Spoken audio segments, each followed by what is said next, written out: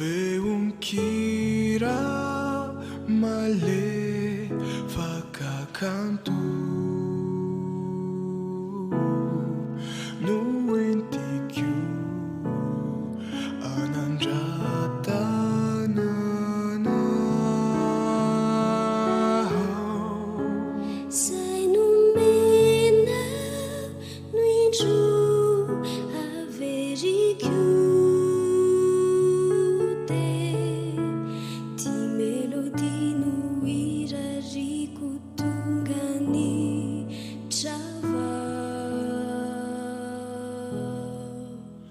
Zatuhira kwanao iderana nao Fatsarianao la faccia cu derai na fonianao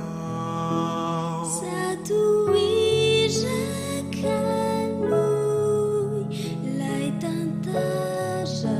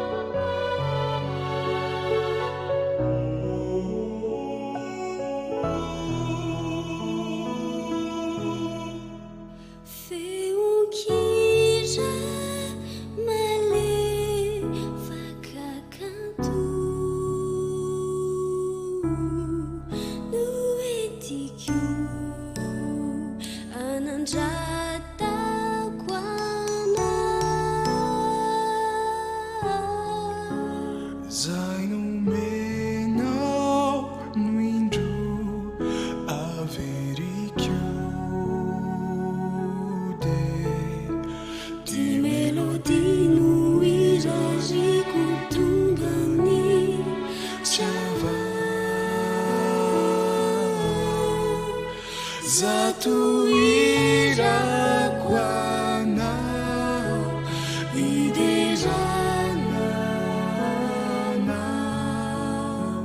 Fatsarianao la faccia cu derai na fonianao Zatuhira kanui lai tantara itu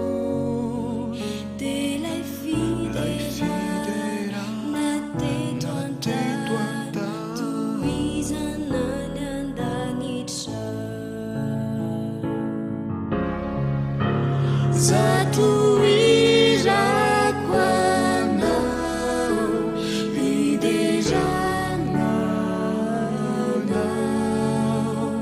Fatsarianao la faccia cu derai na fonianao Zatuhira kanui lai tantara Delai fidera na teto anta tuizanany andanitra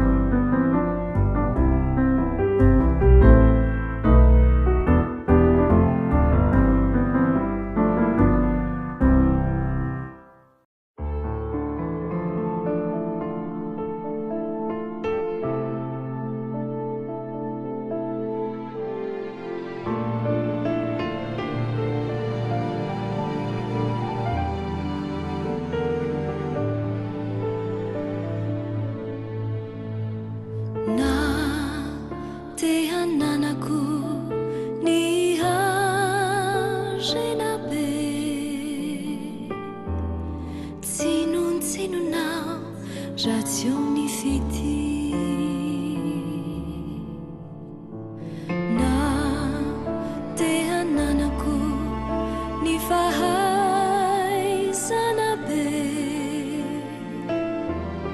tsinotsinonao raha tsy eo ny fity tsy mirehareha ny tena fity manetry tena ny tena fity mino se mana tena ny fity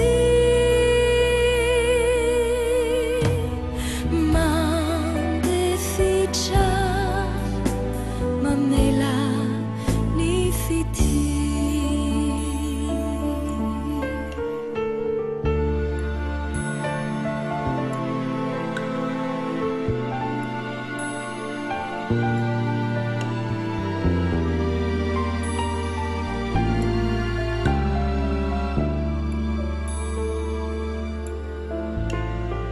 na temiteny ny fiteny marobe tsinontsononao raha tsy eo ny fity na dezarako ny mahantra ny arena be tsinontsononao raha tsy eo ny fity tsy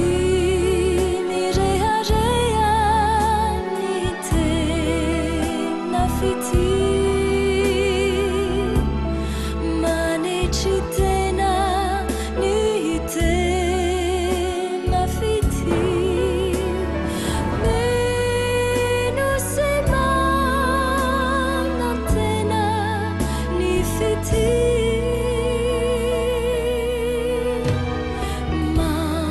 mandefitra mamela ny fity tsy mirehareha ny tena fity manetry tena ny tena fity mino se mana tena ny fity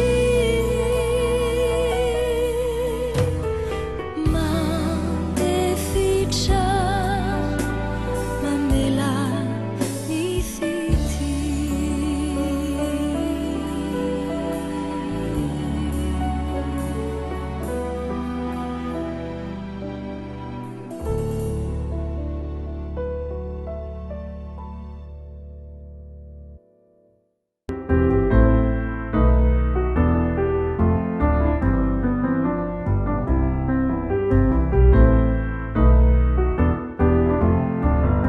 amin'ny fofenony fifaliana indray no hiarabana ianao amin'izao takariva izao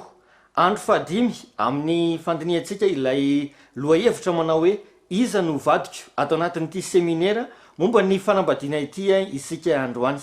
koa dia faly manolotra ny fiarabana ho anao piany ny onjam-peo ho azisy amin'izao fotoana izao ary miarabantsika rehetra ihany koa izay manaraka anay eny amin'ny tambajotra sosialy eny ny fiadanany tompony ho aminao sy ny ankonanao ho fanomboantsika ny fiarana ary dia manasanao izay hiara ivavaka aminay ry iranay tsara indrindra masina indrindra izay ny an-danitro misaotra anao indray izay no ity fotoana manokana ity izay afahanay iaino ny teninao iaino taridalana avy aminao ka hanoro ny tokony ataonay ao amin'ny lafiny ara-panambadiana eo amin'ny lafiny ara-tokatrano mety ezary ianao ampiteny indray ny mpanomponao amin'ity takariva ity ary izay kosa dia ho tanolona ka nindriny tenao ny fonay tsirairy avy ka isy vokatra tsara eo amin'ny fiainanay ny fanarana izao fandarana izao mety ezanao hamindra fo amelany elokaino ny fahotana rehetra vitanay amin'ny anaranao Jesosy no angatanay izany vavaka izany amen miaraka amintsika eto hatrany ny iray aman-dreny pasteur Andria Paratina Fanery izay tondratsika ny loha hevitra ary engany havinaritra ny fiarana miarabanao pasteur miarabanao namana Yvon am'ty andro fahadimy ity ary miaraba atsika rehetra anko zay manaraka n'izao fandarana izao. Efa loha hevitra maromaro zay no diniana tao anatin'ny efatrandro ary fahadimy androany. Andao sika pasteur anao jery totika ny amin'ny zavatra rehetra zay efa hitantsika. Marina tokoa zany mandeha tokoa ny fotoana dia andao anao jery totika kelintsika ny am'izay efa hitatsika izay. Ena ary natombotsika ny famelabelarana mahakasika an'ity loha hevitra ty hoe iza ny vadiko tamin'ny nametrahantsika ny fototra dia tsy iza zany fa Andriamanitra ny fototra. Andriamanitra ny fototry ny fanambadiana satria Andriamanitra dia voalaza fa fitiavana ary avy amin'Andriamanitra fitiavana dia izy no fototry ny zavatra rehetra, izy zany fototry ny fanambadiana ary izy no nanorona ny fanambadiana ta voalohany. Dia ny zavatra maro hitatsika tao anatin'izany lohahevitra lohateny zany mahakasika ny hoe Andriamanitra mihitsy ny fototra ny am'ty fanambadiana ity. Zany hoe rehefa miresaka fanambadiana sika zany namana Yvon dia maka tsy maintsy mijery am'le fototra de tsy iza fa Andriamanitra. Tsy maintsy mijery tsika hoe inona zavatra napetraka Andriamanitra rehefa miresaka ny am'ty fanambadiana ity. De zay zany le hoe namalitsika le fantaniana hoe anambady ve de mazava ho azy satria Andriamanitra mihitsy no nahita sy nahatsapa nahafantatra fa tsy tsara raha irery ny olona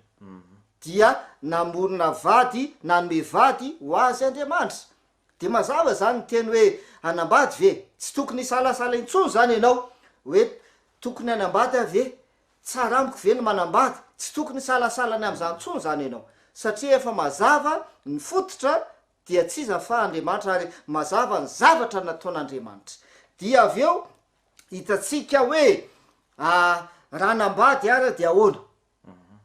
satria mety olana mipetraka anko zay mety mampisalasala anko hoe mieritreritra ianao hoe mety ho sarotra izy io mety anahirana izy io de mety hiemotra indray ianao. De hitatsika anko zay lohateny zay hoe anambady de ahoana ary de mazava be ny zavatra nampitaina tamitsika tamin'io lohateny io de hoe Andriamanitra no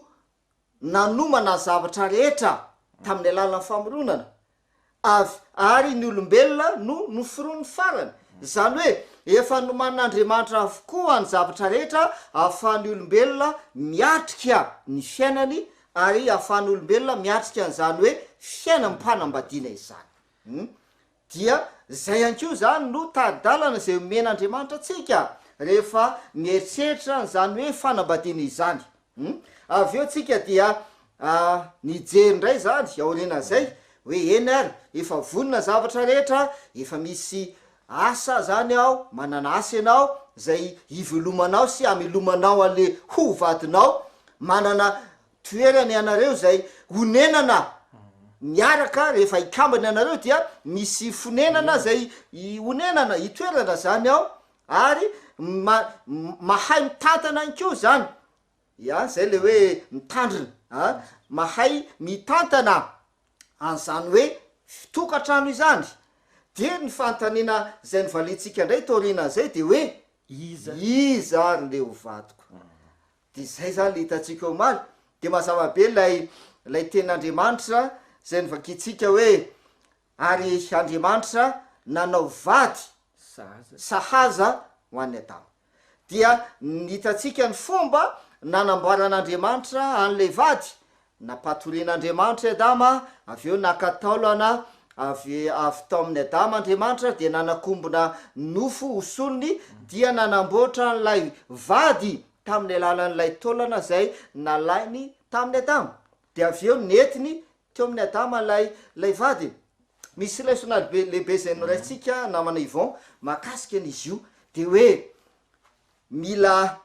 manaiky ampatorian'Andriamanitra ianao. Zany hoe mametraka ny fitokisanao tanteraka amin'Andriamanitra ary manana finoanan'Andriamanitra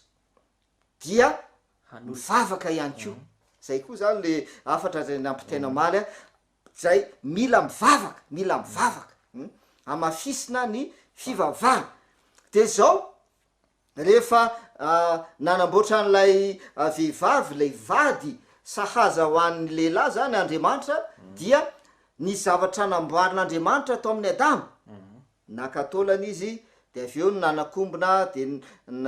natao nofo solony sisy ny zavatra namboarin'Andriamanitra zany tao tamin'ny Adama de afatra ampitaina amitsika ihany koa zany ry tanora malala fa rehefa iroso am'izany fanambadiana izany dia tsy maintsy misy fanamboarana tokony atao zany ao misy fanamboarana tokony atao aminao ary misy fanamboarana tokony atao am'lay ho vadinao ihany koa ianao zany mila amboarina hiatrika an'izany hoe fanambadiana zany tena manandanja be mihitsy zay hoe fanamboarana izay ary mety ao anatin'izany vanim-potoana izany mihitsy ianao zay miaraka aminay am'izao fotoana izao de mety eza zany ho amboarina Andriamanitra zay indrindra tena mahafinaritra lay teninao teo hoe mety eza hamboarin'Andriamanitra ianao satria ny olana namana Ivon rehefa misy tanora maniry iloso amin'ny fanambadiana dia efa manana ny foto-kevitra n'izy hoe za ndray za de ohatran'izao za nitoetrako ohatran'izao de mieritreritra izy hoe raha nambady zany dia olona ohatran'izao no mety amiko olona manana toetra ohatran'izao mety amiko tsy zay ny le izy zay na tonga le hoe napatorian'Andriamanitra mihitsy aloha i Adama napatori mihitsy aloha Adama dia avy eo